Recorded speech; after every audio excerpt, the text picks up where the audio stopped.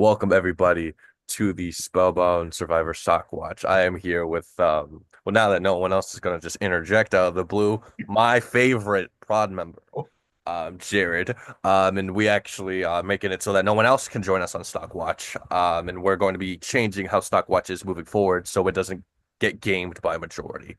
But Jared, how are you feeling? How did you think round three played out? Round three was something because it was the public round made it kind of dragged on in ways um because we were missing those one-on-one chats, and then we had a longer challenge. So round three was more interesting than others. Yeah, and it's not even the last twist that we have. Like just even in the immediate future, they've unleashed someone else has unleashed something from the shop into the game. So that is the least of their worries. But I was not expecting I was expecting it to affect Tribal Council maybe a little bit. I wasn't expecting it to so dramatically affect how it would Mhm. play out. Eventually we will talk about the eventual boot, the travesty that is. But in order to Yes. get there, we're still gonna go in the order. Unless we want to go out of order today, and we went in just regular order that I have displayed on here. Raluve first, Baravi second, Bulavu third. But we talked about the tribe who went to tribal first last time. So do we want to talk about Bulavu first? And Well, it worked out because we always do Roluve first. yeah, So it just worked out. yeah, I mean, if anything, we could just start with Baravi because they're the no offense to them, they were the least interesting of the tribes. yeah. Most of them, I feel like most of the rankings or the scores themselves are not going to likely change. Because really nothing happened. They didn't go to tribal council. I think we may have gotten ever so slightly more confirmation as to who would go between the two people we had been talking about. Um but now there's some things coming up from this swap that lead me to believe maybe it could have been gone the other way. But first up, let's talk about Baravi. Let's talk about Aston first. Aston really didn't I know that they're going through something. I'm not gonna sit here and criticize them for something going on in their lives. It's not at all the case. Unfortunately, that is the situation that they're currently in as this game is going on, and I 1000% feel for them. I can only imagine what kind of emotional turmoil that they are experiencing right now. Um, but unfortunately, I had we not swapped, and the swap was on paper very favorable for them. Um, don't know how much that would have played into people just saving them. I know that there's some times where people play these games and what they would do, because some people would like it's like we can't vote them off. It's just a inhumane thing to do. It's like a moral thing. But other people um would say like, well, they have to deal with that. This game, it's not unfair to them to then go through that stressor and then have to deal with this game on top of that. So let's and try to like absolve themselves from what they're about to do and say like, oh, I'm lightening the load. Like they don't need to deal with this.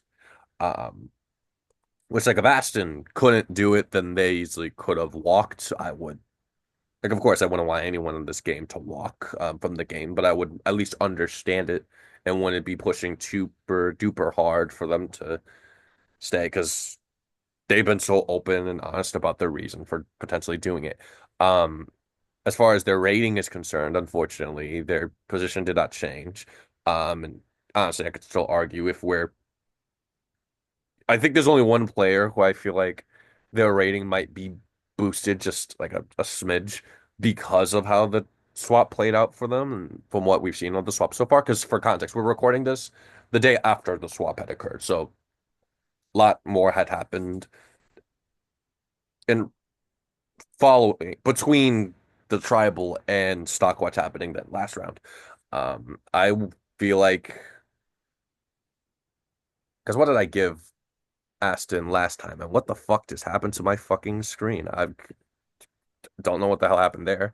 Last time I You gave gave Aston a Aston two. a two last time. I guess I'll match the two. I was gonna say I was just gonna match what I gave last round. I thought it was a three, but I guess, ruder.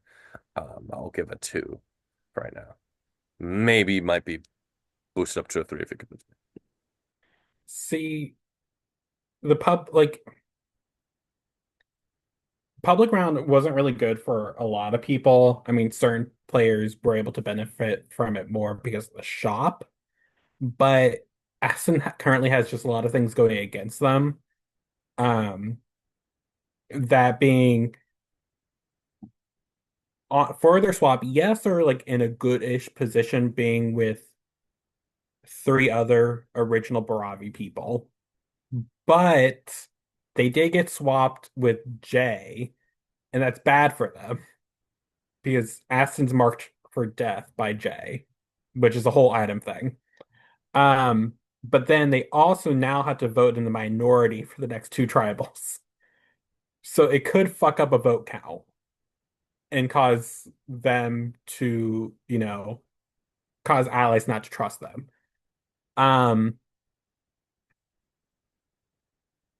I mean, it's hard.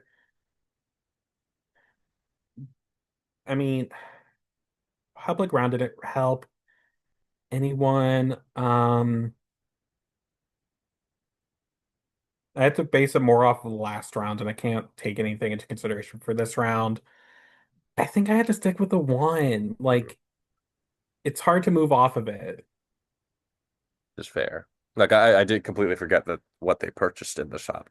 Like some people, um, I just think Aston has had the not the worst luck with the coins. That will go to another player. The best thing you're talking about, and they have not minced their words at all, at least in that regard. But I think just both Jay specifically having them marked for death, and specifically Aston having now this power that forces that almost like nerfs them in a way. Like they can't even vote just baklava strong in if that's what they want to happen because they have to vote in the minority. They have to vote someone off and will inevitably have to explain to said person why they vote that way in the event that they do survive and can ultimately lose trust. With I think the swap could potentially keep them safe just for one round. But even then, there's still already talks. If we are even considering swap, there's already talks happening of Aston being the one to go, period. So based off just round And three, yeah, sure. and if you even take trust rankings into consideration, like everyone the they got swapped with three people who rated them last in the trust ranking. So if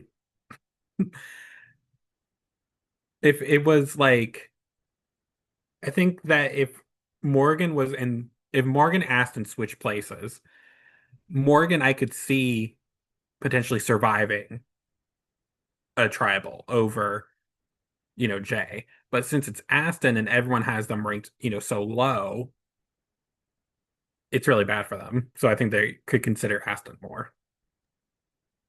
Yeah, no, tough. Um, it's like because like then that gets even wonkier. It's like, oh well, Jay would have this idol to potentially like neutralize the banana contingent. But he can't do this until Aston goes. So it's like this is Hmm. like a combination of things. And we'll get to the boot, which I feel like lots of things, very specific things had to go wrong in order for this to happen. And I think a lot of even less forced errors that caused that person's departure. But yeah, I feel like there's not really much to report on Aston's game or standings in the grand scheme of things. I mean, I hope that they could do it. Obviously I love Aston. Aston's a sweetheart. But we could move on to Bryant, and if you want, Jared, you can go first. Bryant, like, I'm feeling better about his game. I don't know if swap's playing into it, but this is a good swap. So he got swapped with Sanam and Kevin, who um Well, he actually got threes from everyone other than Aston. Um, but Brian is with Sanam, who he ranked number one, but he is with Kevin, who he ranked fourth. So a little interesting, there that dynamic. But Brian is like slowly I think making his way, and making his way like with their trust. Like he's gaining more trust with them. And he has a legacy advantage. So that's good. Unfortunately, Jeremy, Sanam, and Kevin know about it. So there is that. I don't remember the exact rules on when it can be used. I think Final 13 is one of the Yeah, times. 13 and 7, I'm pretty sure. Okay. Um, so there's that. But being with Kevin and Sanam, they those three seem to be loyal to each other, and that's going to be the core of Swap for that tribe. Um, I don't know what it is about Brian's game. Kind I gave him a five last week. I think I'm now leaning to the six.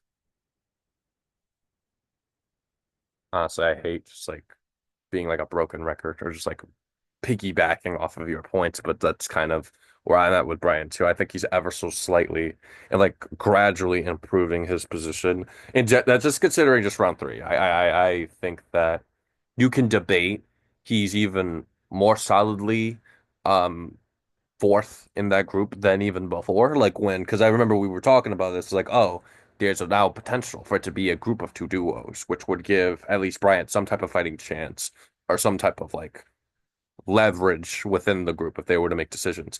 Um, it's it's good. But now, just considering the swap, I do feel like this is relevant to talk about.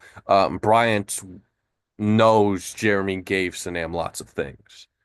And in his mind, I'm like, oh, well, why didn't Jeremy give it to me if I'm supposed to be his number one? So now I'm definitely the fourth in this group, which at first I thought was bad, but now I'm kind of thinking about it, and he's already weighing like the options of like, when do I need to make a move? I don't want to be in this position forever. And while I don't think in an ideal world you are at the bottom of a majority that could control the vote both here, or at least an OG Baravi and now a new Reluve, and also being positioned to where these people aren't suspecting of Bryant at all right now. Obviously, it's early. It's only day well, at the time of this recording, it's only day 12 of what is like in the late 30s or early 40s, the way that we have everything scheduled. Um, so obviously there's much more game for Bryant left to play. I do like that he's already preemptively preparing himself because what one thing that lots of people did, and I feel like even last season we saw with the Final Four that they were all planning to get there, but I don't think prepared enough for like when they got there. Like, what do we do now? And drafts kind of got screwed. And had Scott not won immunity, Scott would have been screwed when like they had many opportunities beforehand to retaliate or to do something to improve their position.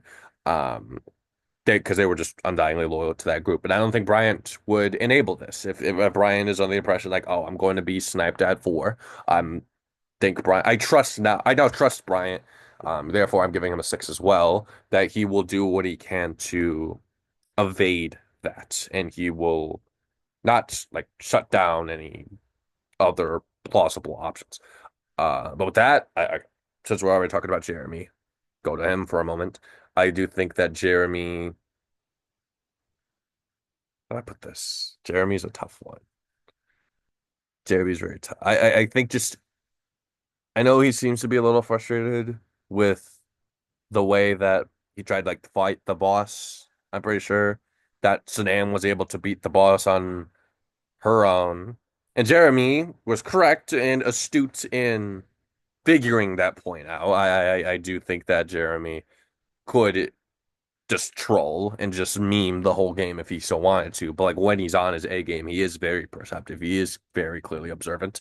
I think that it's like the host is showing now because I do think that beforehand I was just like, oh, he's just memeing it up. He's just doing like Tommy Fry doing the funsies of it all. But like now I'm just like, okay, now I can clearly see through years of hosting Power Grab, for years of spectating and watching some of these people play. He understands people's motivations. He understands like context clues, like things like that, and can look for those things. Feel good with him in that regard.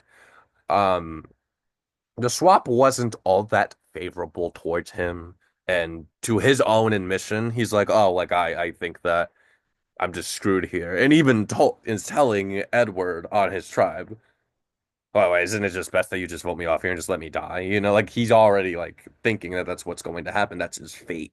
Um, that's not great. But again, it's has nothing to really to do with round three. I just want to take the Stockwatch essentially, rate how they did in round three, and now how did some of their good work here or where they're at relative to where they are potentially in round four. Um, Jeremy, I don't think it's fair to drop his Stockwatch accordingly because like he didn't do anything bad round three in order to get this. Although they did mass buy all of the items, including the thing that inevitably led to the public vote, which I don't think helped anybody except for I don't think it helped. I was like, no, I lied. I don't think it helped anybody. So I guess that's a mute point to make. But just inherently like I think I'm gonna just give him another seven. Like, Jeremy's weird. I mean, I've been saying it for forever. Jeremy's game is like he's like part trolling us prod while doing it, so it's hard to judge his game.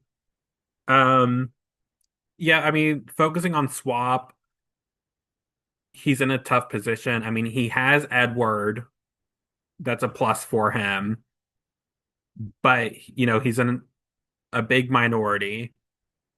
The good thing though is that he has Tommy Fry on his swap tribe. So there's a chance he could survive. What Caleb and Aaliyah do with that, I don't know. I think that whole thing is so confusing and we really have to see what plays out with it. So he's not like in the best position, but there's a glimmer of hope. Um, I mean, you've said everything you can about Jeremy, like but he also gave all his stuff away for God knows why. Yeah. I don't understand that he got swapped away from Sanam. Like why? Because at first I'm thinking like, oh, in the event that we do swap away from each other, then Sanan like trying to like help her out essentially. Like if she is hypothetically the weakest character on the board, she can hold her own. He could hold his own. That's not the case. I know Jeremy was expressing his frustration with the way that Sanan was able to beat the boss, essentially without like in spite of him like very particularly and carefully building up and trying to strengthen his character. Like he couldn't do it. So it's like, and you can argue that was a bad move or it didn't pay off, not just because Sanan swapped away, but Brian is now using this as rationale to what could potentially be like Brian turning on the banana. So I do think that you can argue that is a bad move, um, just because of like the how suspicious this makes Bryant of Jeremy. I don't know. You can I argue think he's a I'm six, but still gonna give him a 7, but it's like a trending downward 7. yeah. Like I think that not that he necessarily did worse work. I guess you could argue he did, but not so much worse that like his position really changed, like relative to everybody else. I think that he was doing good work already. Didn't really need to do much. I think that maybe if it not been what the fuck? Oh, sorry. Yeah, my like I mentioned earlier, the recording I had. There you go. We're good. We're fine. We're back. I don't know if it stopped sharing for a moment. Was You're it good. weird? Okay, good. We're good. We're back. All right. So Kevin Falk, Jared, what are your thoughts on Kevin? I mean, just like Bryant, Kevin's in a really good position with the swap. Again, he has Sanam, who was, well, I have to go back to trust rankings. Kevin ranks Sanam as his number one, and Sanam ranked Kevin as her number one. So keeping them two together is perfect for them. Um, he caused, the public round, but their tribe honestly would have, like, we had our drama with the Vulavu, so we got like our good tribal council and like probably like the best we could do for a public round, but theirs would have also been interesting if they would have lost. But I mean, Kevin is still like he's in a good position. He was in a good position on that tribe. He's in a good position on this tribe. Um, I think I'm leaning towards an 8 just because like he's just in such a good position no matter what, and he hasn't made any bad moves. But I am open to it's like almost a 7, but an 8. I could go. Did you freeze? Did we lose Jared? Is this a me thing? Oh, you're back. Oh, it was a me thing. I thought it was a you thing, and I was just like, is Jared Oh, okay? Is Jared here?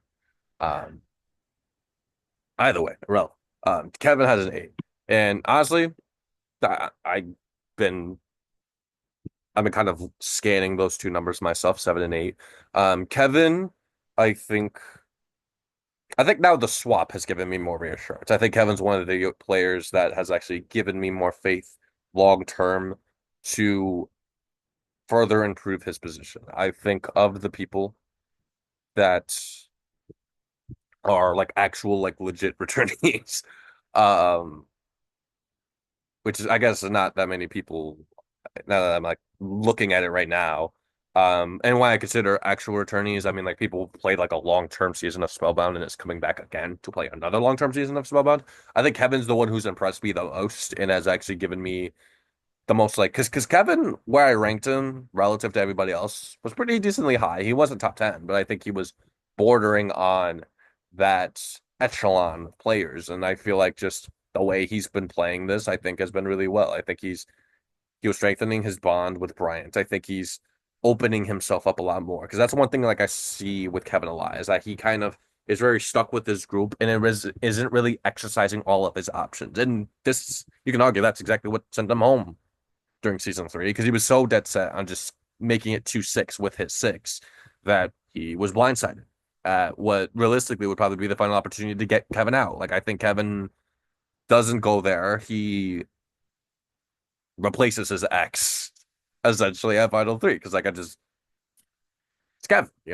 I think that it's just more good work for him. It sucks. The public vote makes these rankings all the trickier because aside from the tribe who went to tribal council, I don't know how much this affected the trajectory of anyone's game. I could also argue maybe a little bit on Reluve, but not so drastic to where like someone new is in danger. The same people are in danger.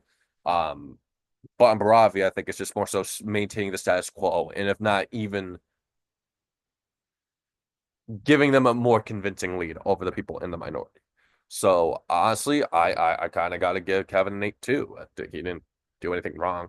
But while Jared, are you there? Like, I'm still here. okay, I was about to say, I know you turned off your camera. I didn't know what for. Well, my Um, I was like lagging uh, ridiculously, but I had a question though. mhm, How does Kevin, so Kevin and Jay, are yeah, on a tribe together. mhm. From Kevin's perspective, is it like, do you think it's good that Jay's with him, or like, is it negative or a positive? Like, It's Because if we're just talking Spellbound, this is not a good thing. If we're just talking Spellbound, they were on opposite sides. Kevin was a part of the majority alliance. I pretty much dominated the season straight up. I think from final, like the second swap on, it was very clear that Kevin's faction was going to win out. They pick up a couple pieces along the way. Ironically, those two people become the final two. So it didn't work out. It worked out way better for them than it did for Kevin. J1 was the last person left of the minority. J1 was someone who was in a good spot before that point where Kevin's side really took over. J1 was blindsided and would continue to be outnumbered until the two people, like I mentioned earlier, were picked up. And ironically, we're talking about someone named Morgan, but like a different Morgan, ended up wanting to switch up the game. J1 was the biggest proponent for wanting Kevin out of the three eligible people. So they spun a wheel, and whoever it landed on, they would go home, which was Kevin. So just based off of that, it should not be good. However, looking at the scope of their history together, it is a good thing. They played my winning season of Kaleidoscope. We were all aligned together. We were all close allies. That was a good relationship. It was positive there. Bodo also worked together in that game, and I think that was also relatively positive. If they played anything else, I'm not aware of. I wouldn't know because I think I've been involved in most, if not everything, J1 has been involved in, whether it be like as like a spectator or a player or a host. So I do think Kevin and J1 swapping together is good. That is another very specific piece that Kevin has on the board that I don't think really anyone else has. Because on paper, he is a good ally. Like you would want to align yourself up with someone like Kevin and someone like Sanam, who are very good for their word. Now, will they do things? Will they sacrifice everything that is in their good interest just for the sole purpose of keeping an alliance in the game? I don't think so. I think that they would at least try to keep their pawns or their side pieces alive for the time being, and which is why I think absolutely is what Kevin's trying to do right now and weighing whether or not it is worth it.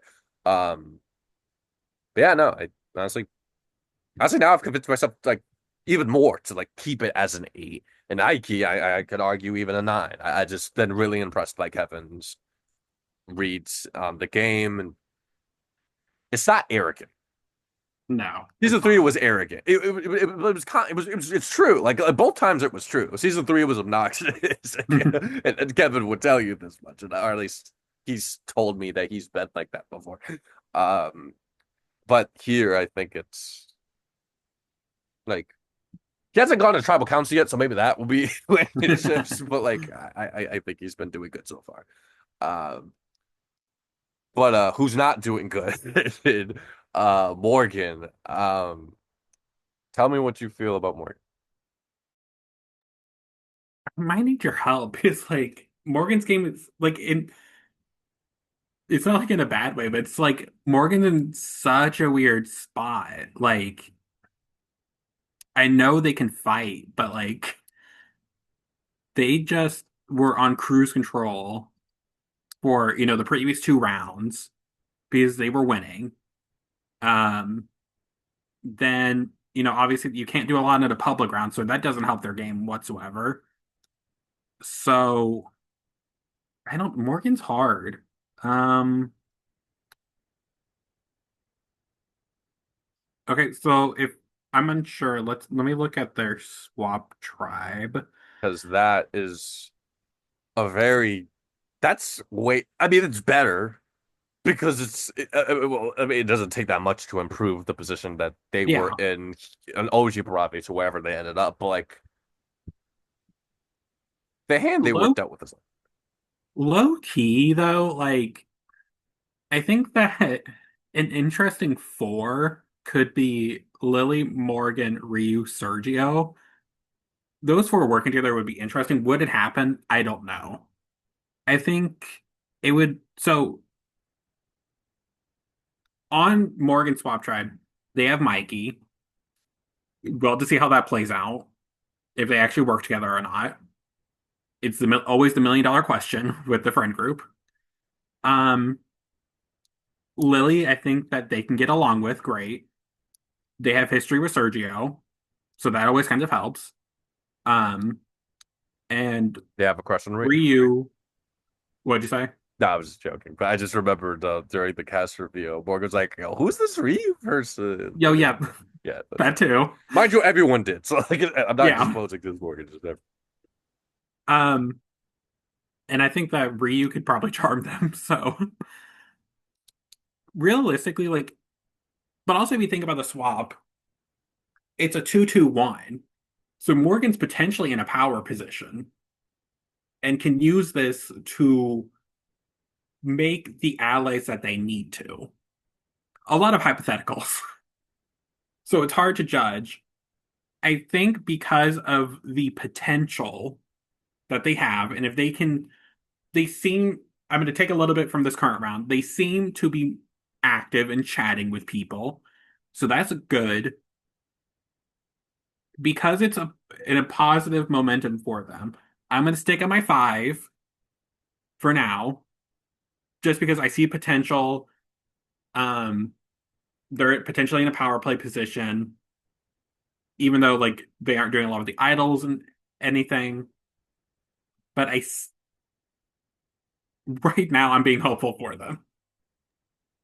I think that because we're just basing this just solely off of round three. I was because I think I gave Morgan a one last round because I felt like they were it was close to it. I think was I? What did I give them? You give them a 4. Oh, I gave them a four. What the fuck? I was I'm clearly doing revisionist history right now because like I thought I well the reason why I was contemplating giving them a four or giving them lower than that and potentially giving them a one or a two was because like they're essentially the twist made it so that into their own like how do I put this? Because they were not happy this rush round.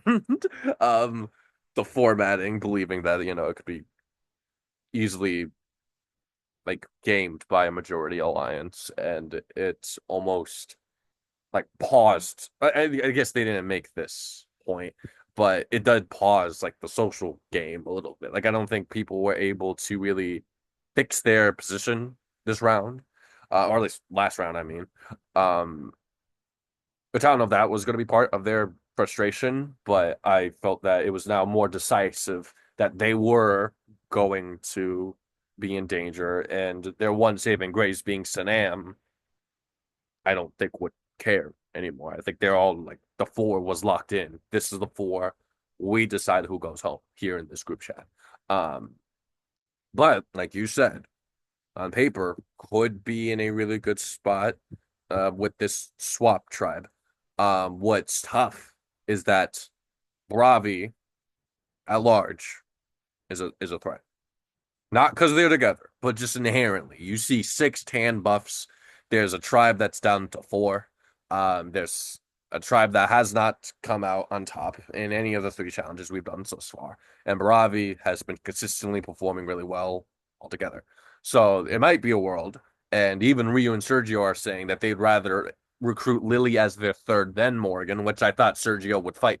Like we'll get to Sergio. And Sergio, I think, actually has more leverage than Morgan does on this tribe, which we'll talk. And I'll explain my rationale for my score for Sergio, which might be insane. But Morgan, I think, could just be in danger just inherently just because they were from Baravi.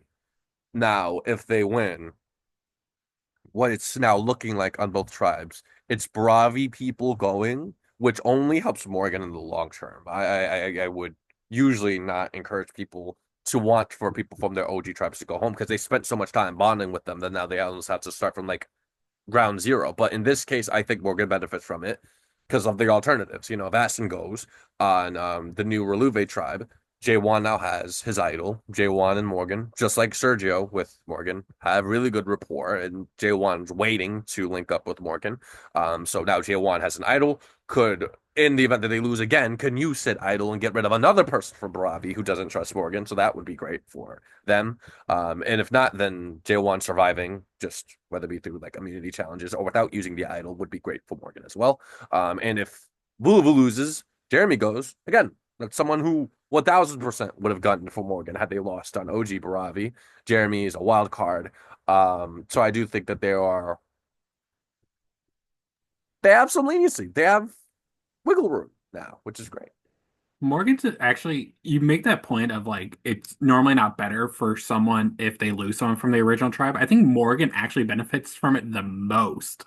Like, because they didn't have those real connections with them, it would probably be better if, like, the new Roluve go to tribal and they get rid of Aston. If the new Vulavu go to tribal and they get rid of Jeremy, like that would probably be honestly best case scenario. Or if obviously the best case scenario really is for either Bryant, Kevin, or Sanam to go. But I've never really seen that of like, yeah, it's actually best if I get rid of if my original tribe leaves. So that's why I kind of hope that they can pick up allies during the swap period. I mean, like I hope so too, because it's like, because I fear if New Baravi loses, my fear, because like, it's like Lily will get to Lily's rant, which leads me to believe that's at least one vote not on Morgan. That's not just for Morgan themselves. It's at least, and like Mikey, I don't think would do it either. So that's three votes that should not go on to Morgan. My fear is that there will be an argument in saying that, like, yes, it could be 2-1-2, and Morgan can hypothetically just by tribal lines just be like, okay, I'll work with the Vuluvu people, I'll work with the Raluvi people, whatever. Like, and Morgan can leverage that and maybe sell it to Lily. But there may be some apprehensiveness from these people. Um, because I know Lily has been one of the most anti-returning people. Been like, oh, we got to get rid of the favorites, like not deliberately, like I'm gunning for them, but seems to be observing and looking at the game and acknowledging the favorites for the threats that they are, just for inherently having some experience, especially and connections, especially, and Morgan wanting to side with Voluvu and being what could be essentially what Zach did, being very defensive of Mikey might be bad for them. And Sergio and Ryu might be concerned that if they let Morgan survive, they're letting a Baravi member potentially link up with what could make you like a majority hypothetical merge. Because there's some people who think it merges at 13. And if all six Baravi make it there, then it's like it's do or die. Like you have to do something at 13. And that's a very scary thing to do at 7-6 and relying on everybody and people you may not have met. So I don't think it's like a foolproof plan. I will. Well, because now you blew my mind. I thought I gave them a worse score. I thought it was like I gave them a rating lower than Aston, believing Morgan's more likely to go home than Aston, and me knowing, oh yes, Aston, I definitely gave a low score last time too. I will. I'll give a 5. I'll give a 5 for now. I think in a weird roundabout way, maybe we'll get to my thoughts on the Voluba Tribal and because I know last round I talked about how Mikey going could have also been good. If people like if their friendship was well documented enough that like, oh no, like Mikey and Morgan, they're besties. We got to get rid of them. We got to split them up. And if Mikey had gone home, then maybe Morgan would have been like the least threatening Baravi. Like that'd be a waste of a snipe or like a hit on Baravi. It's like there's all these other more connected and more extroverted or more immediately powerful players than Morgan. So I'll give them a 5. Sanam though, much of the same. Again, really not much to report from Sanam. Again, beat the boss on her own. Got a bunch of stuff from Jeremy. So she's OP. If this was a fighting game, we would need a patch. We need to update the game so that Sanam was not this overpowered. She'd be in her own tier. Um, she'd be Mennonite levels of broken. Sanam, and on the swap, she's actually like really loves Jaywan and actually really wants to protect him in this situation and kind of solidified with Kevin that they are the decision makers, not even just like, oh, the bananas. Which of course she's still considering and weighing out whether or not getting rid of Aston versus J1, which would be more beneficial. Um, but it's really like I vibes with it. I love her open mindedness because I don't think she would have been open minded like in if this game were played like a couple months ago. Like I think that Sanam has grown a lot as a player. It showed in Hypnotic. It showed when I played with her in Kaleidoscope All Stars. I'm really proud of the player that she's coming into, and I honestly, so real. I am fighting the urge to give her a 10. I'm reserving a 10 for like oh for sure oh, they could win. Like I could see them. I could see from this point. I can't say oh Sanam can absolutely win this game because like she can. But theory anyone can. In theory, fucking Tommy could fucking win this game. Like like it's so far out that I don't know what's gonna happen. There's so much more game to play. But it's like I definitely could see her going far. I'm going to give her a 9 for now, just because like I feel like I got to reserve a 10 for a very special occasion. But you I can be convinced. I could be swayed. Uh, I was debating between like an 8, 9. Um, but during you talking, I was like, wait, that the bananas went crazy and bought a bunch of shit. What did Sanam get? Because I completely forgot. Sanam got the idol. the I forgot. one not good, the one not bad thing. Like she didn't get. Well, I mean, like, I guess he didn't. No one else really got Well, that. She got the best thing. Brian and her got like the two not bad things. Um, but the idol just completely forgot about. So I think I have to just agree with the 9 because like I think she's playing fantastic. She has the idol. She's in an amazing position. If I think if she can somehow later on in the game, she needs to um suppress her threat level, Hmm. then she'll be fine. But I see why you want to give her a 10. It's just so early to do the Yeah, 10. 1000%. Like I know Xander gave a 10 to Jeremy last round, That but like doesn't count. yeah, it doesn't count. But no, it's like with Sanam, it's and with this group could be really good, could be really bad. I think it's to be determined. I think just inherently, like if there's a good chunk of people on this cast who played Mystery Mansion or like followed it relatively closely. We have a couple. Well, Zach's already gone, but we had Aaliyah who was on that cast. We have a couple other alum who regularly follow up and keep up with Hypnotic. And we have the jury moderator on here who literally facilitated this conversation about Shanam versus Issa. So it's like this could have been great for Sanam so that people aren't worried like, oh, Sanam and Issa, that's a clear like do it. We got to get rid of them. They made final two in a game before. I don't think people were talking about it. I don't recall, but like it's always good. I feel like there's always can be benefits to getting rid of getting ahead of like a potential reason to get you out. Of like, Agreed. oh, like at some point that conversation would have happened or very likely would have happened. It's like, oh, Sanam and Issa, they have history. They were in a final two together. They literally made it to final two. So it's like they won duo of the season. It wasn't just yeah. So could be good, could be bad because like Issa, I think would have worked with Sanam. That would have been another person she Probably. could have linked up with. But yeah, no, 9. In fact, she's doing great. I see arguments for her playing the best now. Honestly, um, we'll go over the Edge of the contenders for a bit, but I have even more high praise to give her. Uh, but Reluve, we move up to Reluve. Or do we want to Let's do Reluve. Reluve? All right, Aaliyah. This trio. So, Oh, sorry. no, no. So I was on, that like 8 hour call or whatever with Aaliyah, Caleb, and then interchangeable people. So her and Caleb were like using that time wisely to like get to know people, talk some strategy at various points. So I think they were probably the ones to use the public round potentially the best because they were on that 8 hour call.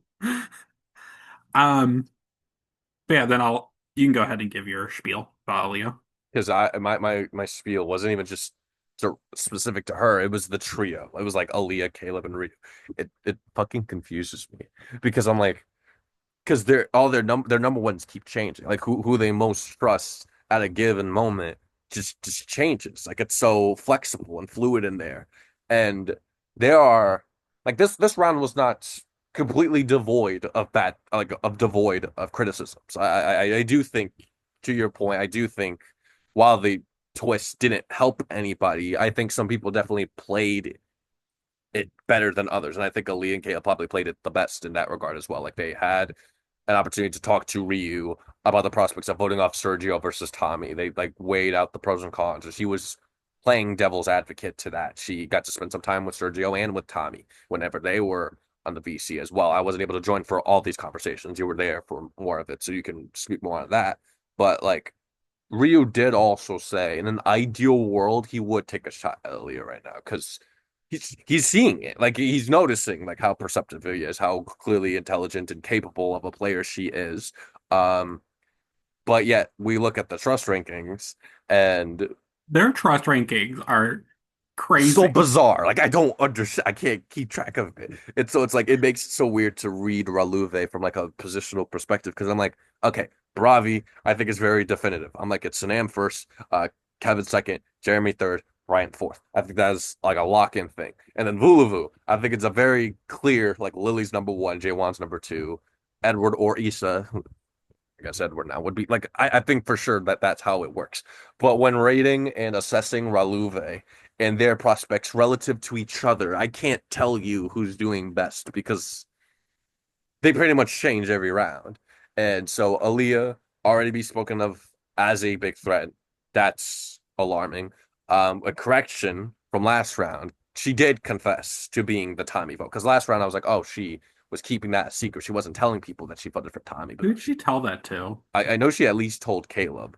But I know I asked her directly. I was like, "So how do you feel about this? You were voting in the minority. Like, are you telling people? Are you lying about it? Like, what do you do?" It's like, oh, she said, "Yeah, I was straight up about it." Maybe she told Tommy. I don't think she Because told Tommy. She maybe told Sergio. I definitely, she definitely did tell Sergio. She definitely told Caleb. I'm pretty sure she told Ryu as well. The reason why I'm like questioning if she told Tommy is because I know Tommy was apologizing for yesterday, or like yesterday being the night that Marvin got sent home and he was giving this Mm. apology the day afterwards after Ryu essentially scolded him. But like Elia was apologizing too. It's like, well, what would she have to apologize to Uh, Tommy about? So I'm like, a part of me is like, maybe she did confess to him why she did what she did. Um, but then I look at Tommy's trust rankings and she's higher than Ryu for some reason. Ryu was very much the biggest proponent of keeping Tommy in the game, and Leah was the biggest detractor of said thing, which that's just another rant for time. Whatever. Point being, Aaliyah did lots of good work this week. I think that she has some potential hurdles, and in this tribe, she's not completely safe. On paper, she should be in a really good spot. Tommy's top two people are the ones that he swapped with, but Aaliyah did vote Tommy out. That is irrefutable. That is the truth. That is a fact. And I think Tommy should at least know that much. And Jeremy and Edwards' plan right now is to flip Tommy. That is their plan because they don't think Aaliyah or Caleb will target them. So, as actually, this was a point I was going to make with Saddam and Kevin, and I'm going to make about Aaliyah and Caleb. They need to distance themselves. I think just unfortunately, they swap together, which is great. They have a close confidant. They have someone they could probably be very much telling everything to. But come like another swap where they're separated or a merge situation where they're both still in the game, it's going to be very hard to overcome the accusations of like, oh, we need to split them up because they have spent a lot of time together. There's lots of evidence for these guys being close duos with them. And I think that I don't know which of the duos I have more faith in being able to do that and then being able to separate themselves from this. I considering the fact that oh shit, I'm just remembering something. Oh my gosh, to go back to Baravi for a second. Jeremy told Edward about the alliance, about the impressive bananas. I don't know if we can factor that in this for this. That's fair. That's fair. That's fair. That's fair. But now just thinking about it, I'm like, okay, so maybe, but it's for like looking towards the future. Like, I guess there are people who are probably going to like try to paint Aaliyah and Caleb as close, but now Edward has this info and could do with this info whatever the fuck he wants to if he were to make it towards a swap and just be like, oh, this is a full person alliance. It's Jeremy, it's Kevin, it's Sanam, and Bryant. And Kevin and Sanam could be painted as running it. Bryant would probably say, "Yeah, I was the fourth in that group. I kept me safe." Whatever.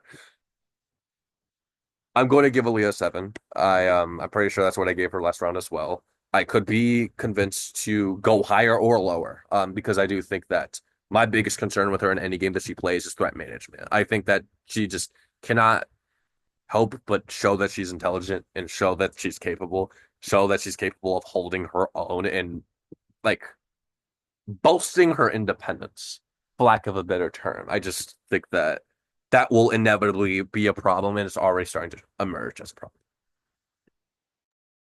I think Aaliyah and I both need to take a seminar on threat management. Um, yeah, so I'm gonna be the person, who just focuses on the swap.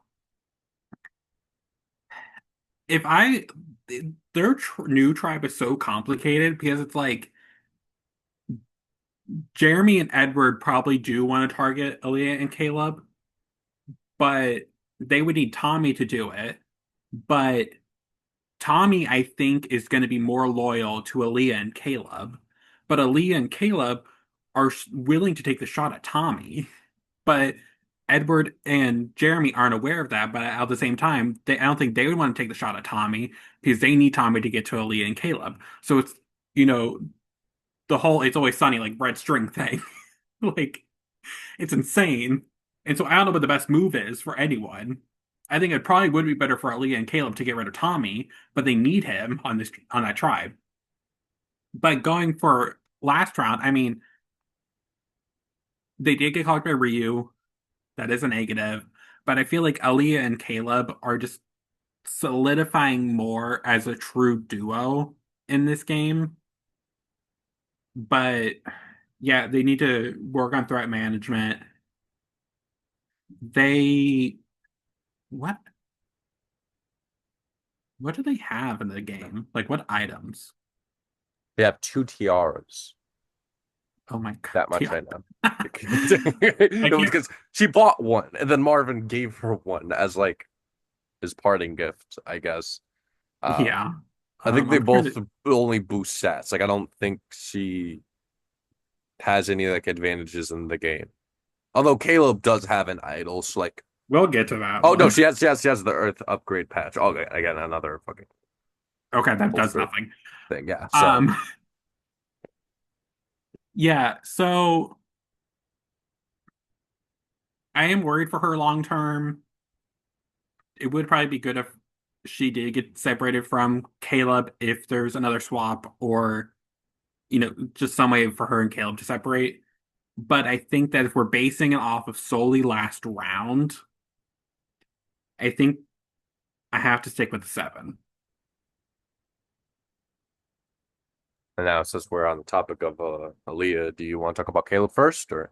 Yeah. I'll just automatically say I think I'm going to get Caleb an 8. I think that him be he is ranked number 1. Like no decimal point, no nothing. He is number 1 from that round 3 trust rankings. He was ranked first by every single person on the tribe. Granted, one of those was a tie for first, but still, being tied for first is still first. Yeah, it's still first. Yeah, they're interchangeable. It's like I trust them both equally. Like it's Exactly. And like he gets the idol.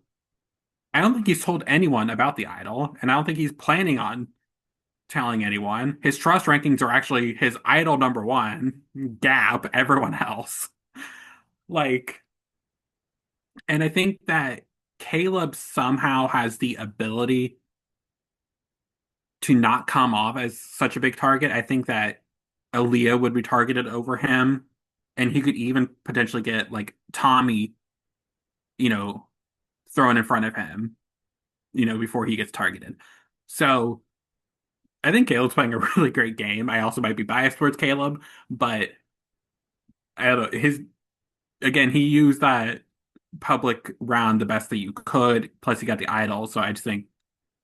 Plus, Ryu hasn't clocked him really, yeah, so which like I was considering 8 or 9. I was Because debating the I nine. was debating 9. I honestly let's for the sake of just having both of them on record, I'll give Caleb a 9 and I'll explain where I'm at with that because he did all the good work that Aaliyah was doing, like implementing the psychosocial round, but didn't get any of like the backlash for it. Like I can't help but feel like if it falls onto the duo, it's gonna fall onto Aaliyah. It's not gonna fall onto Caleb because again, like you said.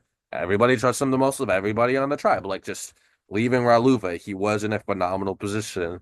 And like similarly to Sanam, from a political perspective, did not need this idol. Like he does not need an idol to be safe. Like he has it, which is great that he has it in his possession and knows where it is.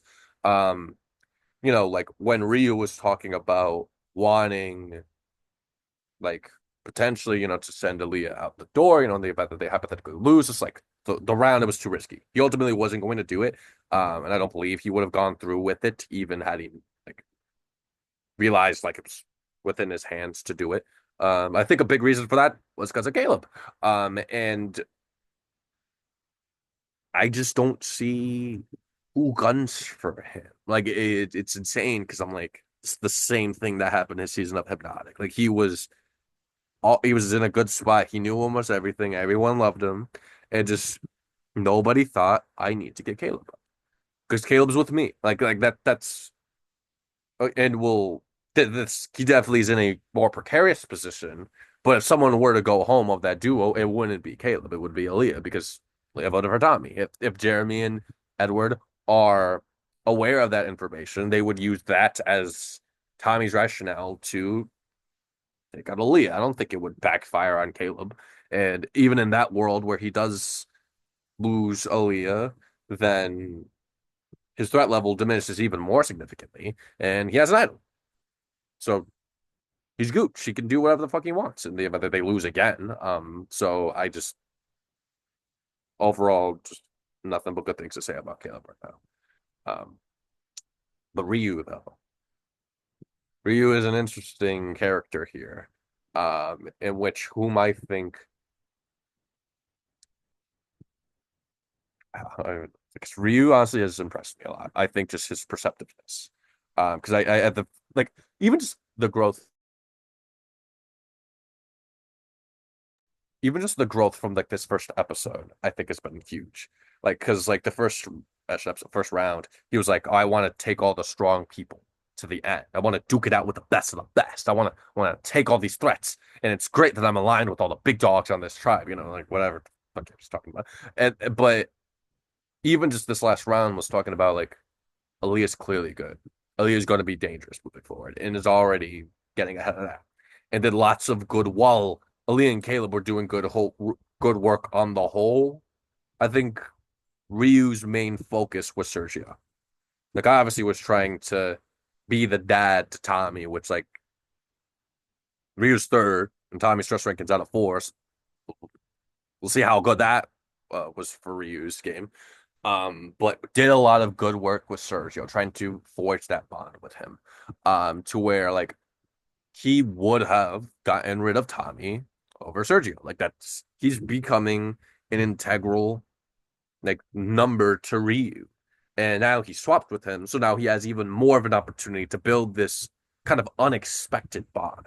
Because like there's a bunch of like duos that like you can argue like that exists. Like like there's people like duos that for sure exist.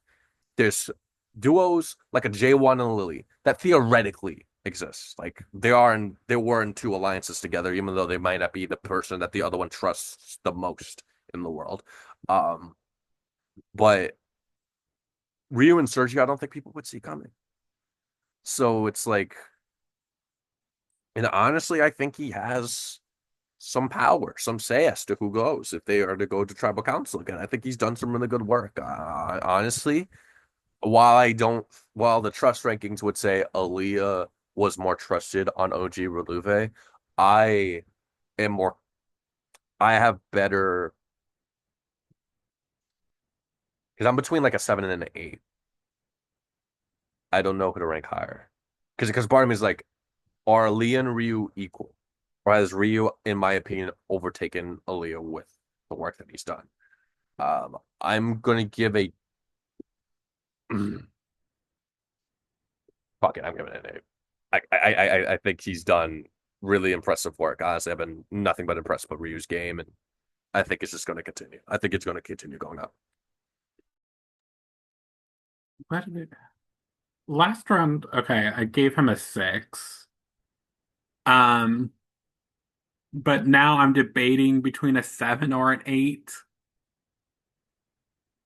So, yeah, he was being dad to Tommy and being like, being straightforward with him, be like, hey, you were chaotic, calm that shit down. Like, and then picking up Sergio was such a good, like, in the game, you really do have to plant those seeds in case you need to rely on it later. And him and Sergio being him planting that seed with Sergio of trust and then them swapping together was honestly great for him. I think the only better scenario would have been potentially him and Caleb together, but they also could have painted them as a duo then. So maybe it's better that it's Sergio. He clocked Aaliyah that she's a big threat. He was tied with Aaliyah in the trust rankings of the tribe. And he's not at a, I think on his swap tribe, he's not in a bad position either. Um, I think I'm gonna give him a 7, mainly because he's improved from last week. The public round did hurt him, but he was able to get Sergio, and he's in a better place with Sergio. So I think that the 7 for me is just showing improvement on his end. And so I don't want to jump the gun too much, but it's a solid maybe like 7.5 to where it could go either Yeah, way. I think mine's is also 7.5. But I rounded mine's up. You kind of like rounded yours. I was like, it's all Yeah. seven together. So I'm like, that's fair. I like that. It's like we're both kind of relatively rating players the same, but it's like on like that point 0.5, like do we round it up or do we bring it down? So yeah, it's great. Sergio, I'll let you go first because I need to collect my thoughts. I don't yeah, I don't know how to feel about Sergio. Like I do think that he would have stayed over Tommy if they had gone to tribal. Um I on the swap tribe, he's really not in a bad position. And I'm trying to, ignore what I know about the round now. But like he has Ryu as a solid number, potentially work with Morgan. Lily is kind of a free agent on the tribe because of her iconic rant that occurred. So he could pull in Lily, and so could Ryu. He could also work with Morgan. Um, but I think that I'm solely have to focus on like yes, the squad dynamics do have to come into play a little bit, but I think that he's in another upward trajectory. So similar to Ryu, I'm gonna base it off of that. And so I'm gonna give him a 5 because I gave him a 4 last week. This is, again, me just showing that he's made some good moves, and I think he's in better position than he was. So I don't want to jump the gun too much. Slow progression. Yeah, no, Sergio, honestly, I was because at first I didn't know if you were gonna rank him higher than you did last week. So I was like, I don't. I think my because I wasn't. I was thinking between 6, debatably 7. Because also considering like the prospects of the swap tribe. Because just looking at round 3, I don't think he should have been 6 or 7. I do think it's pretty impressive that even despite the fact that he's the only one not in that alliance of 4, he stays. Because Ryu was like, I'd rather Sergio stay than Tommy, and Aaliyah wanting Sergio to stay over Tommy. Um, at least like having already voted him off, so it's just like we could just get rid of him now. And while like Sergio did put, because what was Sergio's rankings for the trust rankings? He that round. had Caleb first, Ryu second, Aaliyah third, and Tommy fourth. Okay, that checks. I was about to say because I'm pretty sure because I was like I know everyone had Caleb. I didn't know if he tied Caleb and Ray. Whatever. So like I'm pretty sure Aaliyah would have wanted Tommy to go, and the one person who I think would have rather had Tommy stay over Sergio, I saw in real time being like, look, y'all know Sergio better than I do. So Caleb essentially conceded all the decision making to Aaliyah and Ryu. And granted, like if had it not been for the twist, maybe they would have talked one on one, and Aaliyah and Ryu would have come to the realization that they're both on the same page as this. So there's no reason to like trot and dance around the subject. Um, Sergio, I think, did good work, of course, in that regard. Um, but looking at this tribe, and I do at least want to put this on record, like where my preliminary thoughts of Sergio this round. I'd argue he's in the best spot on the swap tribe. He comes in here with Ryu, has a connection with Morgan, but is not naive to the fact that Morgan and Mikey are in real life friends. Like he's informed Ryu of this for sure. To the point where at first I was like, oh no, I thought he was gonna fight with Morgan. And I was worried he was going to just to stir up chaos, like side with Morgan and Mikey of it all and kind of give them the power and flex the swing vote position just a little bit more. Um, but I think in paper, if Morgan and Mikey were to try to do something and were trying to pick up a person, I think they'd work on Sergio. I'm actually pretty. I would because Mikey didn't trust Lily that much, at least compared to everyone else on OG Voulevou. And Morgan and But Sergio have history. but it's an interesting argument though to make Mm. because like Mikey could try to pull in Lily because they have that same tribe bond, even though I know that he didn't trust her. He ranked her last. But it's still like Mikey might be like, well, we're from the same tribe. We might try to stick together because she doesn't really know anyone. So, but Sergio, yes, like they could pull him in. I think Sergio honestly is also on the up and up, and I'm excited to see it. Love Sergio, so like I'm glad that because I was remembered first round I was really scared for him because I was just like I don't think he's doing anything bad per se. I think there's actually people in better positions than him currently that are actively doing worse things like that are just not backfiring on them right now, are not painting them as suspicious as they probably should be. I will give Sergio a 6 for now. Again, could have been swayed to a 5. I just want to show like the spectrum, like where they could be. It could be 5, 6, whatever. But my last person,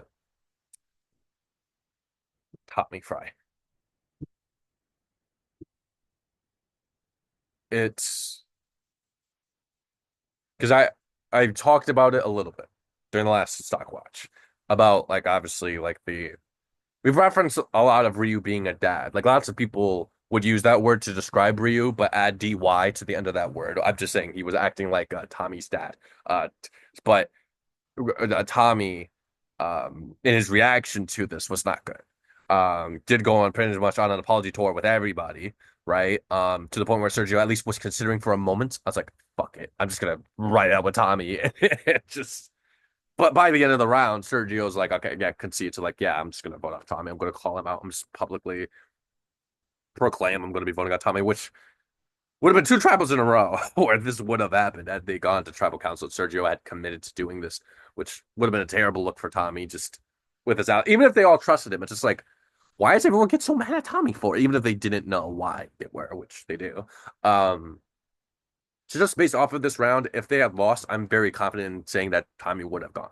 Unless Caleb really pedaled to the metal to make sure Tommy was safe. Um, but on this tribe that he's at right now,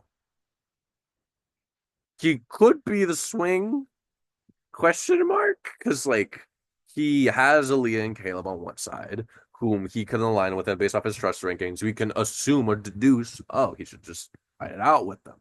I think it would benefit Aaliyah and Caleb a lot to get rid of an Edward or a Jeremy over a Tommy, especially a Jeremy because of the impressive bananas of it all and how decked out with stuff that all just getting rid of a number would be great for them. But Tommy, there are arguments for Tommy to flip on Aaliyah and Caleb. Do I think he should do this? I'm not entirely sure. But Jeremy and Edward's plan is to try to get Tommy as of right now.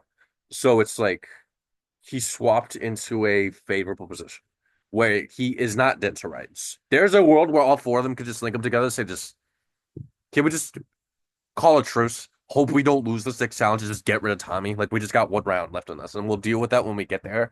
Which, like, considering Caleb has the idol, is not an impossible play. Is not like is a pitch that is within reach. But like, what do I rank him? I gave him a one last round. I feel like just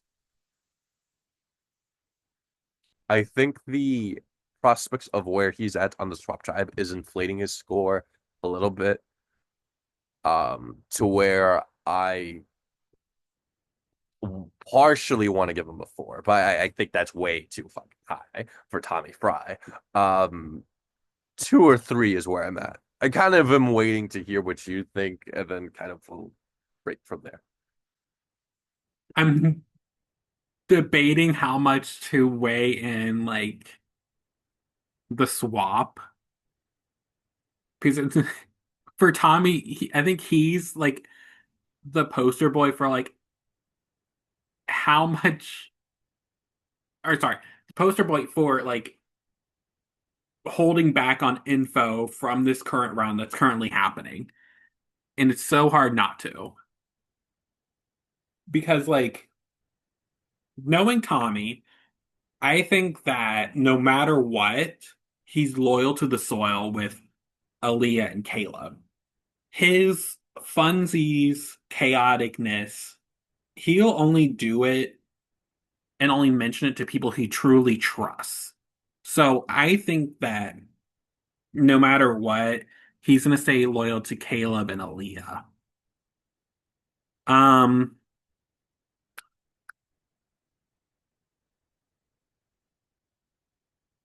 okay. So, um, God, I I'm have I'm to I'm stuck too. focus. I have to block out the fact that Edward and Jeremy want to use him as a number. I had to block that out. I Um, that is my score if I block that out. Because if I'm not, then I'm like, I had I had to agree with the two. yeah, Like, I want to give him a one because he would have gone home yeah. for that sole reason. But he get if you just look at the tribe from the outside, he has Caleb and Aaliyah. And again, he's going to be loyal to the soil to them. That's Tommy Fry's game. His chaoticness is truly just like kind of like a smoke show for his alliance. But he has these two on a tribe with him. Is it good for him? Kind of. Is it bad for him? Kind of. He's in such a weird position that, but you have to give him the two. All right, we're going to move on to the tribe that went to tribal council, and I will go first, talking about Edward. And this is kind of going hand in hand with talking about the Issa of it all, because like I thought, you thought, the whole prod team thought, the American people who voted in the PL thought Mikey was going home. I don't think there's a single person that, if they had the knowledge that we had that round, thought would have thought anything else other than Mikey going home was possible. But then Mikey bought the belt of buoyancy, the rubber duck. That is that freaked out Lily, to which she texted me not too long ago. I was like, "What was that Sesame Street thing about?" Because I just it was just a joke. It's not meant to be serious. It's just a segue to get into that, because that was the first thing I thought of when I thought of rubber duck. But Edward, when Mikey played that, should have been dead. Should have been. It should have been over for Edward.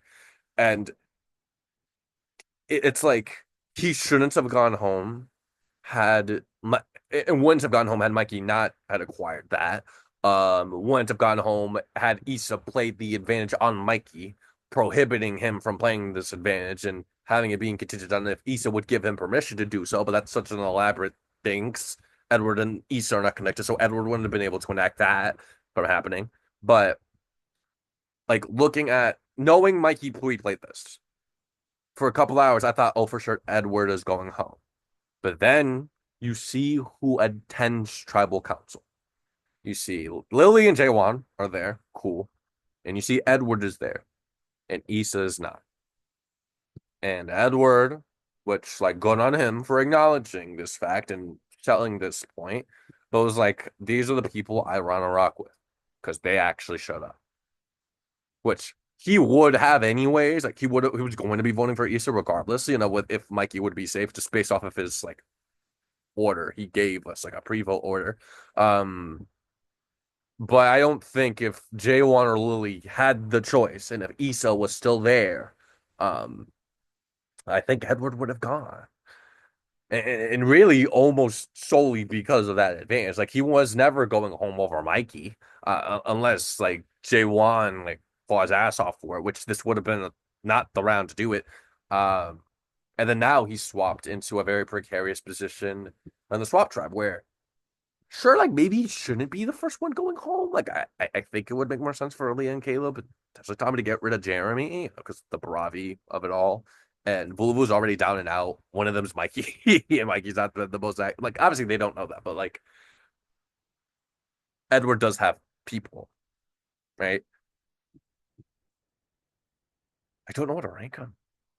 It's like I kind of I don't know either. I'm going to a tentative score for because I genuinely do believe Issa was winning that battle between him and them of who Lily and Jay want prioritize in the game. I don't think neither Lily or Jay could have expected them to have made that decision this soon. And at the point where they had to make it, I thought Issa won. I like Lily had Issa as number one, and Lily's rationale for voting off Issa is because she just thought she would be causing a tie by voting off Edward to save Issa. Which at that point, yeah, it's not worth it. Like just to potentially go to rocks, and piss off and like sever that trust with like J1 and Issa like for no reason when they're both important pieces to Lily's plan. Um, but yeah, I'm gonna give him a 4. But I can be swayed. It could be lower, it could be higher. I just don't know what to do. I want to dissect that tribal like so much. Only because like I want like I need like a document like I need confessionals from like each of these people. Mainly like Edward, Issa, Jay, and Lily to just hear what like would have happened if Issa was there and like how Lily would have voted, for example. Because I think that Edward is probably voting Issa no matter what. Edward is potentially voting, I'm sorry, Edward is voting Issa no matter what. Jay is probably voting Edward if Issa's there. Lily will want to vote Jay over the two of Issa and Edward. And then Issa is probably voting Edward because they're going to stay loyal to Jay. So then Edward probably leaves. Like in a hypothetical world where like Lily throws her vote for J1, it's like I But think that that yeah, but that's solely based off of like what I think Lily would do and like based off of trust rankings that I like think if what they would want, yes. yeah. But also, okay, what's the rule on like live tribals? Like, can they get a breakout room? Are they allowed to like DM? Like, if what's that rule? DM no. Well, by DM I mean like on Zoom. On Zoom no. That's it's like Okay, that's I know that there's a setting where you can like disable that and stop people from doing this. We have not. I don't remember where it is right now in this moment, but like the PMing is um just forbidden. But for potential breakout rooms, I mean, maybe if we end up in a tie, got to like a discussion period, like a revote, it's a live tribal. Like people want to call or summon someone else to another breakout room, I guess in theory could work. It just no one's ever requested it, so it's like never been like something we've Because I'm just thinking like there's a precedent. if the four of them were there, what would Lily do? And again, it all comes back to Lily. What would Yeah. she do? Um, but to Edward, I don't know how to rank him. He's in a bad spot on his new tribe. He potentially does have a shield in Jeremy. Um, I don't know. What did I gave him a 6 last time, but I think I had to go. I'm gonna agree with your 4 because he was honestly so close to going home. If Issa was there, he potentially would have gone home. And since we're on the topic of Issa is so tricky. Um, but actually, since you can go and talk I about don't know Issa how to first. rank Issa. So you Like want me this, to stall? You want me to sit there? like J1, like I don't know how to rank like half this tribe. I well, I know how to rank Mikey. That's I know how to Well, rank him, Mikey more likely, and yes. Lily, yes. But like it's these three that are weird. Issa's weird. Because well, again, like we said, like I don't think they would go home in like under normal circumstances. Like with Mikey not having this power, that's simple. But it's so weird because both Issa and Mikey wanted that advantage that Issa ended up getting. Like that's a point. That's like a nuance to this that makes it all the trickier and all the more tragic that Issa goes. Because if like Mikey won that war, like if Mikey got that first, then they don't have the belt to buoyancy. They are not safe. That's immediately like, oh, Issa would get the rubber duck. Maybe that would have been the second thing Issa went for. We don't know. We'll never know. But Issa almost essentially got screwed by being the first to submit that request when the shop opened back up. Um, so it's like you could argue, oh, it gave them an out, but then had they been in attendance for tribal council, like they probably would have been safe. Because remember, J1, that second that confessional I did with J1 for round two, like his impression was that Lily and Issa, compared to some of these other vets who played like a million games, do not know what they're doing. Not to say that like J1's calling them dumb or anything, but like just like comparatively, it's like oh, like they're newer to these games, they don't have the connections, they don't have the experience, and I want to work with those people. Edward might potentially has been playing a bunch of these games for years, like he may have connections or may know some things that I don't know, or may have some skills that I don't possess. So it's like Jiwan and Issa would have been two votes for Edward at the very least. So best case, Issa's in a tie. Oh, that's worst case scenario. Worst case scenario, they end up in a tie, with Mikey leaving. Um, it's just so weird. But then it's like Mikey had enough coins to get an idol outright, I think, but they were close to it.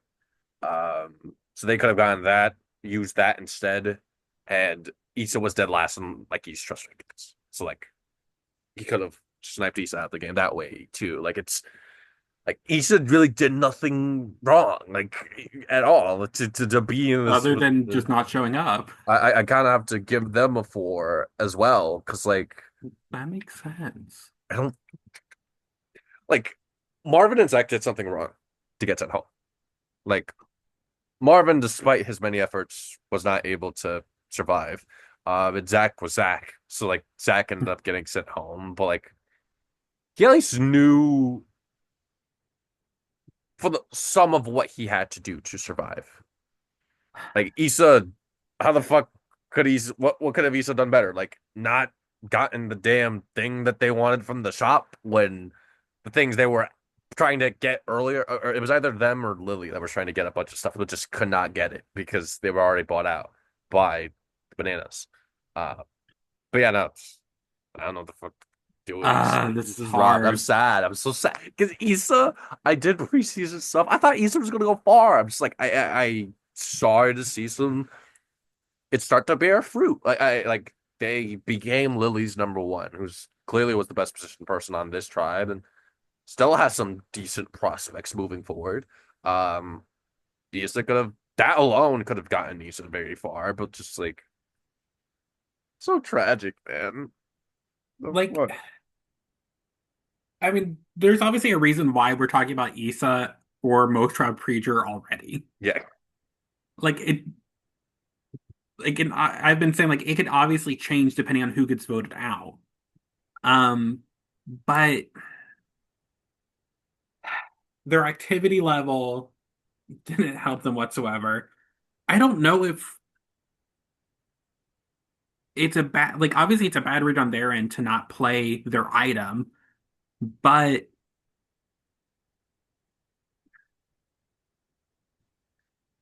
uh, maybe okay. I think they went in the train of thought that Mikey probably didn't have. Mikey was so inactive that maybe yeah, he just wasn't gonna buy anything from the shop. He was just gonna do nothing. So maybe that's why they didn't play it.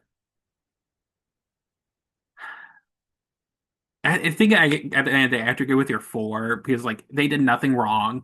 They would have just showed up. They could have minimum cost a tie, but best case scenario, I still think Edward probably leaves. yeah. It's tough. Um, and you said you don't know how to rank tier one either. I'm debating Yeah, he's hard because like he got the idol, so that's positive. Um, it was probably bad for him that Issa left, but who is his swap tribe? it's Okay. Aston Bryant, Kevin Snan. Okay, I had to factor I like he's in the minority for that, but I had to prevent information from this round affecting the score. What did I give? What did I do? I think he gave him like a I gave six him or a seven. I was six. about to say like that rate sounds about right. He wasn't gonna leave this round. I'm gonna let you go, but I'm debating between a six or a seven. That's where I'm at too, because it's like he wasn't gonna go home if they had gotten tribal council. He basically carried this tribe on his back. But I remember explicitly saying last Stockwatch, he has the most to lose if they go back to tribal council. Not in the sense like, oh, he will go home, but because like he'll lose someone very valuable to him in one way or another. Like I thought that would have been Mikey, and he had been putting in a lot of work to forge that relationship with him, which like great, Mikey survived, but at what cost here? Like like I don't think he would have wanted. Because here's the thing, he like you said, like I need like a confessional from like everybody there, and I'm just like constantly stressing out with my hand and my hair, like it's trying to assess this tribe at large because like J1 speaks up before Lily about like what Edward said. He responds and says like, honestly, this is my group, this is my people, this is who I want to rock with, right? Like, it's just, I don't know how much of that is just self-preservation. Like, he just wants to get out of the situation. He doesn't want to play the idol, just wants to play it safe. Like, hey, there's an easy vote. Just let's rock.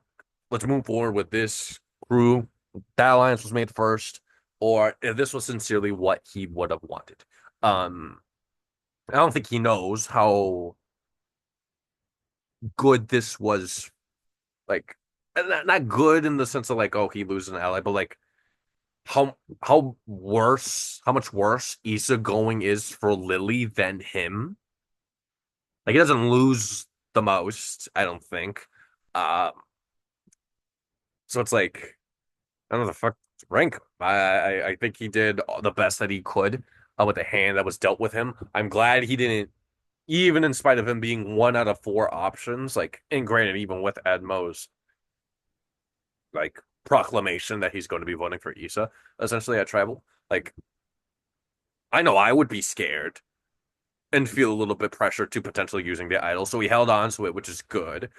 He's on a tribe with Aston, which I remembered criticizing his choice of Aston because I'm like, oh, like he can't control if that person goes home. They could be in a phenomenal position, and he has no way of knowing this because he's not on a tribe with them.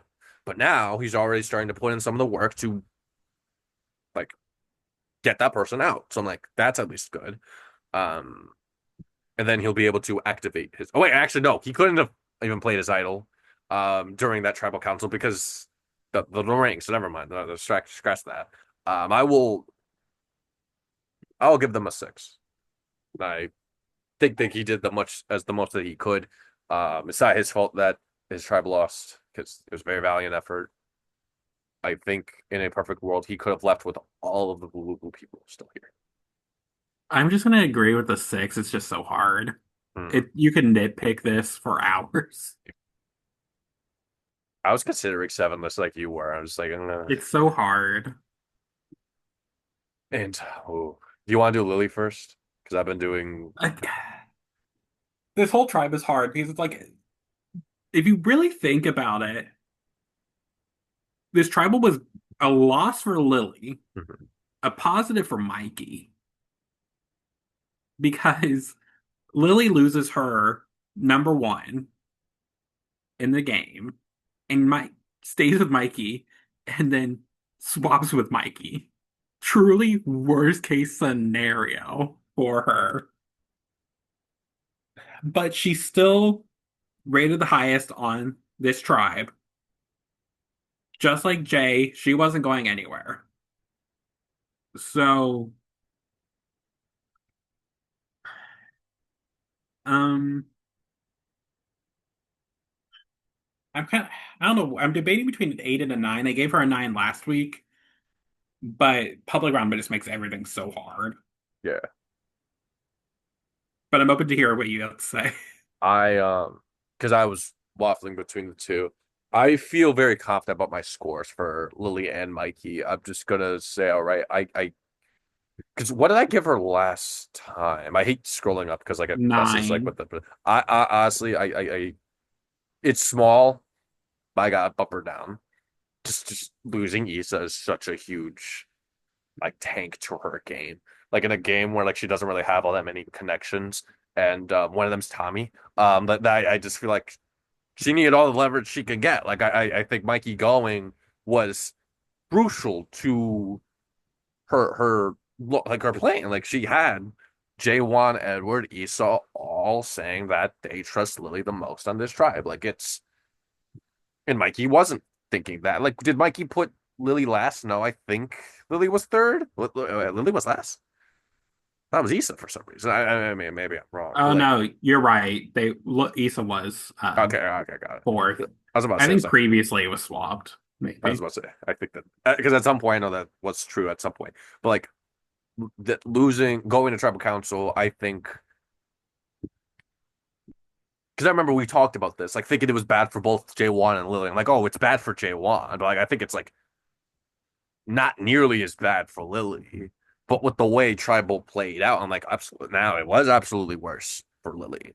At least like J1 has some value in keeping Mikey around, where like Lily is, I won't say on a warpath, but like She's on a silent warpath. Like she's she's silently protesting him. if Rio or Sergio even utter, they could say Michael. They don't even need to say Mikey. They could just even like say they could say something with the first syllable is Mike, and she's on it. She's on it like stink on a warthog. I just can't help but think that first opportunity she gets to murk Mikey, she's going to take it, and then she is, and it's bad because I'm like all of her allies are in danger.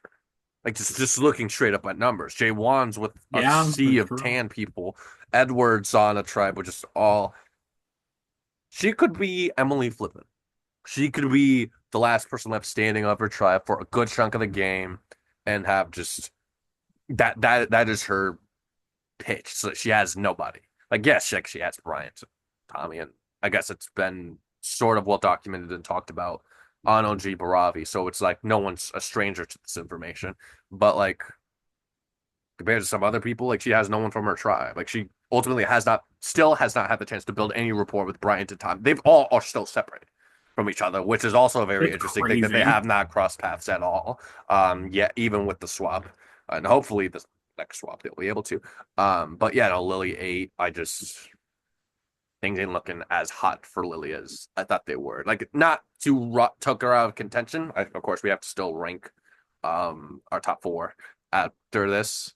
Uh, I had to agree with the eight only Yippee! because it's such a big loss for her that Issa left. Yeah.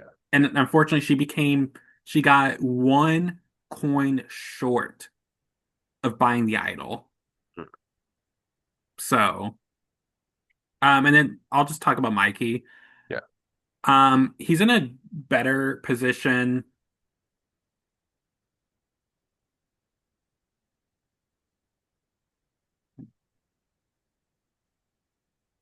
What is going on? He's in a better position from going into the swap because of who he swapped with, but I still think he's in danger. I think that he's still potentially dead, but the move to save himself with a belt was just so clutch that I'll give him a two.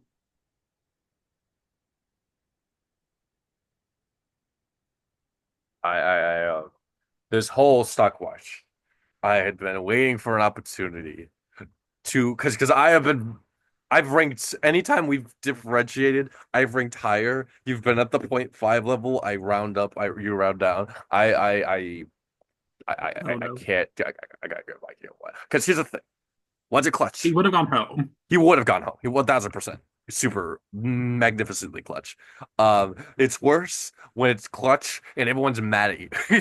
Like it's like for as vitriolic as Lily was on for Mikey, despite the fact that like I was like, that's so stupid that he would buy this safety without power. It's so stupid that he used at the feature. Like it just keeps ranting about it to the point where she doesn't even answer my question at tribal. It's fucking rude. What the fuck, Lily? If you're watching this postseason, That was it's your just transition like from, asking her the question to her rant to then just immediately asking Edward the same the same question question. was like I thought was it was just iconic. Like that no. whole this moment.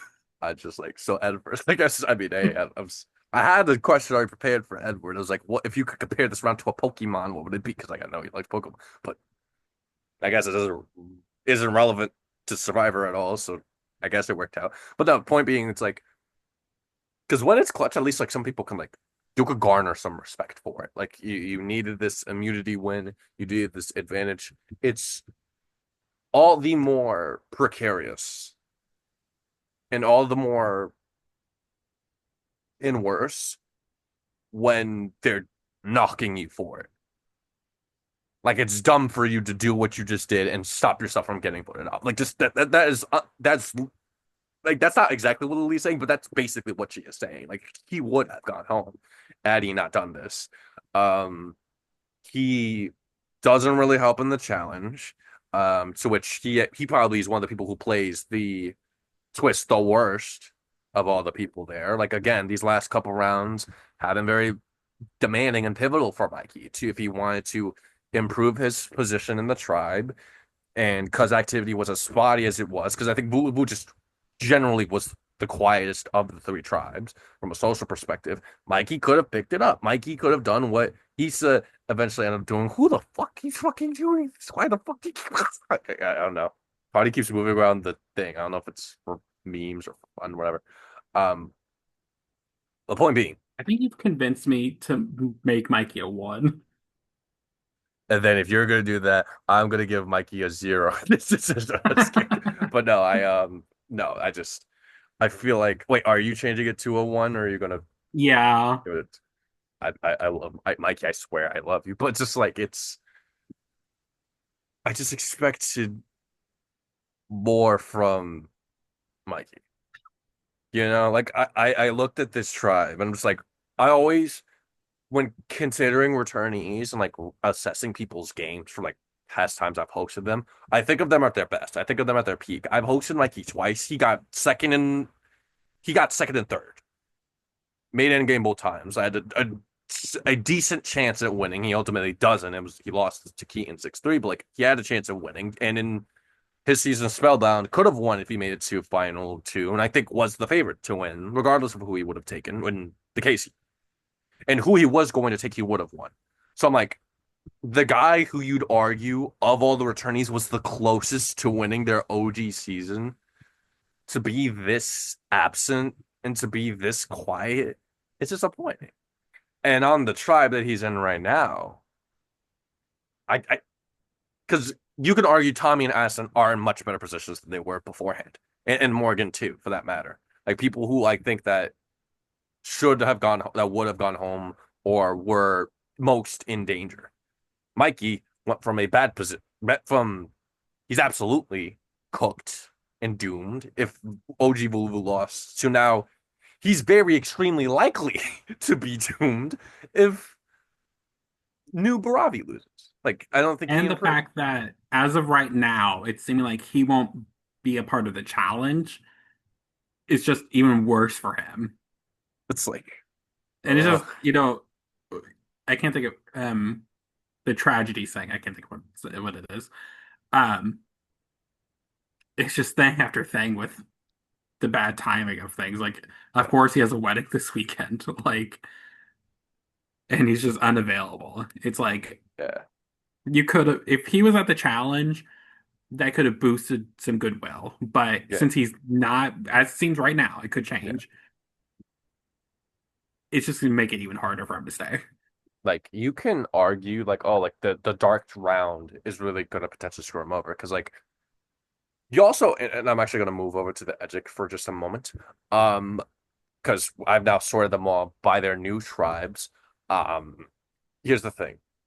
Because of the Dark Round, because people do not know if they will be going to Tribal Council, but are still being incentivized to prepare for it.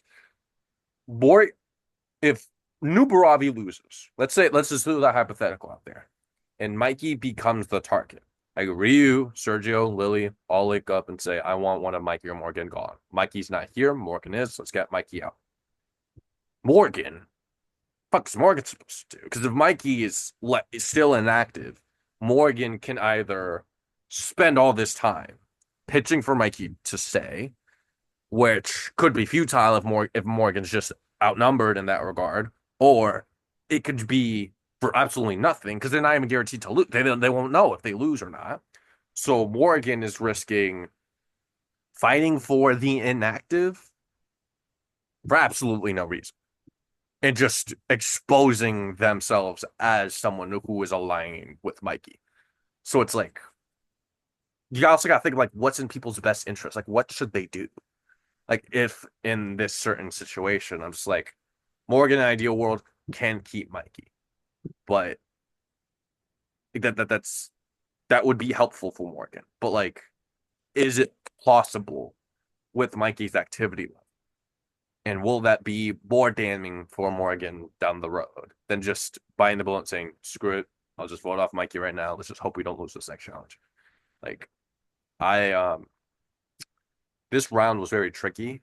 As you could see by the Edgic, no one was higher than a three as far as visibility is concerned, because like you can't really, because there's not really all that Yeah. much strategy going on. Um, as far as the contenders, I think I'll do mine first. I think Sanam has overtaken Lily. I think Sanam has the idol. She has the majority alliance. I don't think had lost anything at all, or really was hurt at all by the round in a significant way. And even if they had lost, I think Sanam would have still been fine. Whereas that was not the case for Lily. Lily, I still think could arguably be even lower. I think there is an argument that Lily can drop all the way down to third. Um, but I don't none of this was of her own doing, so I don't feel comfortable dropping her lower than that. And then Caleb is third. And for fourth, high key, I would introduce Kevin. I think Kevin had done some pretty good work, despite the fact that he unleashed this twist. It didn't hurt him in any way. If anything, actually helped him because of the chaos that ensued on the other tribes. Like it did, like break up Vulavu a little bit, make Jaywon a little bit more vulnerable, susceptible to working with him at the swap. It's could have opened up a couple other people. The chaos wasn't. taking place on his tribe. Nothing happened on his tribe. So he maintained status quo. He was still good. He was still in a great spot. Still is come swap.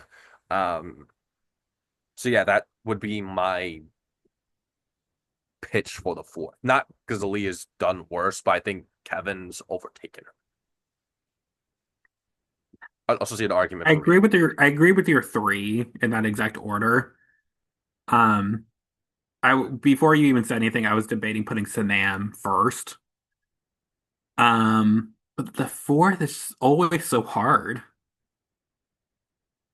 Kevin, not a bad option whatsoever. Because who can we consider from this list? Like if we were to take Um, everybody here, right?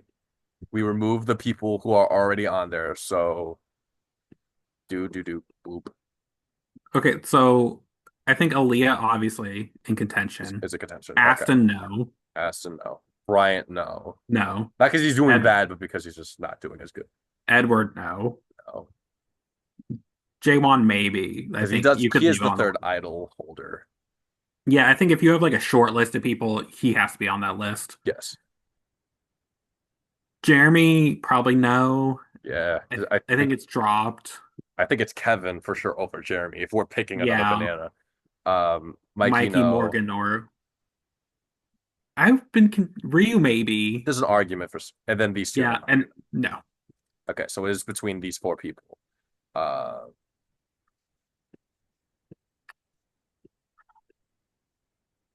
so it's between Aaliyah, J1, Kevin, Ryu. I think there's arguments for all four. Of course, I said Kevin, but Kevin you could just sway makes me in terms of yeah. sense. Um,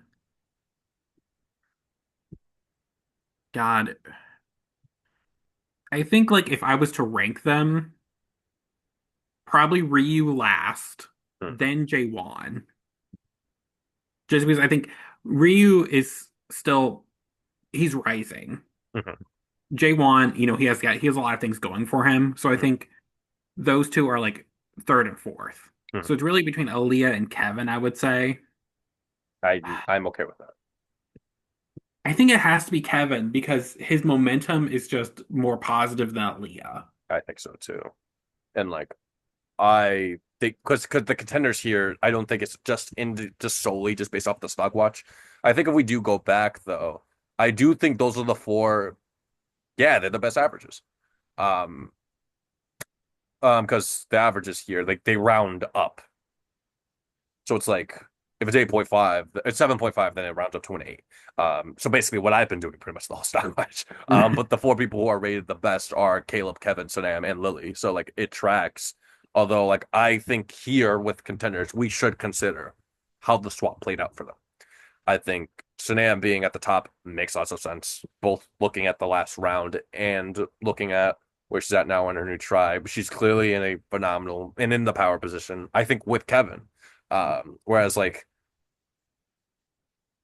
I don't see Bryant. Like Bryant did consider this option. Bryant, to give him credit, was like, oh, like maybe I may have to get Aston J1 to vote for one of Kevin or Snap. He's not gonna fucking do that. It wouldn't make sense for him to do that because he's like, I think it's too early for him.